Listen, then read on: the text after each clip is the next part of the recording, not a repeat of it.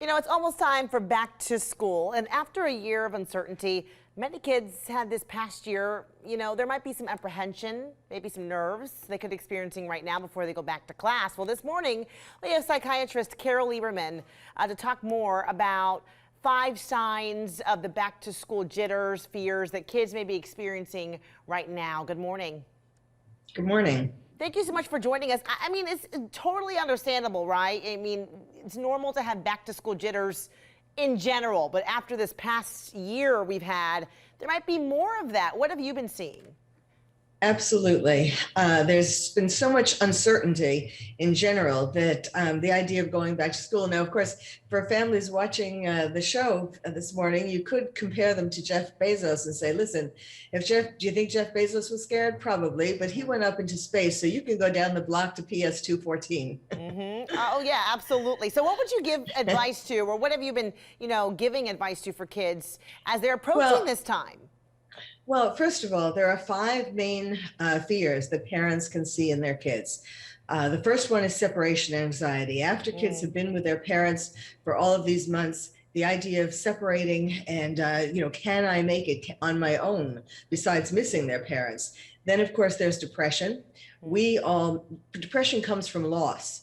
And we have all lost life as it used to be, and we feel sad about that. Kids don't know what it's like. They don't know that they can come out the other side and actually get back into a situation that they do like again. Then there's germophobia. Kids always used to like dirt and mud and so on, but now that we've heard for all these months about how dangerous things can be, things that you can't even see, they're going to have some germophobia when they go to school and be afraid of touching desks, touching pencils, things like that. Agoraphobia also. That is fear, literally fear of the marketplace or fear of crowds. They'll be afraid that when they go in the hall or even sitting in their class, that they're going to be swallowed up by all these kids, their classmates, because they haven't been in crowds or, for so long. And then last but not least is aggression. All these months, so many kids have been spending so many hours playing violent video games. And we know from research, decades of research, that violent video games make kids more aggressive and also may make them more fearful of there being a mean world.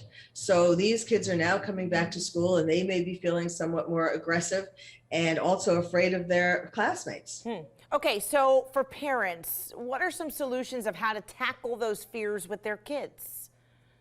Well, the first thing is to get kids to talk.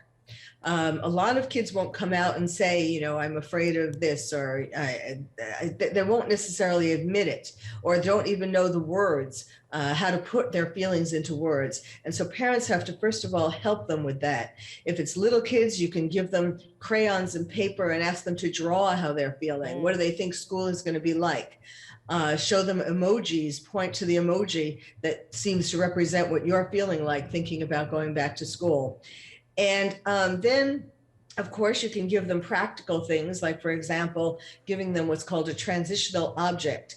It could be a photo of the family that they can carry in their backpack, or it can be, for little kids, a stuffed animal, a little stuffed animal that you give them as a gift before they go back to school, that they connect you with that. Right. It's more important even than these specific things to do or not to do, is getting them to express all of their feelings. Yeah. And get it.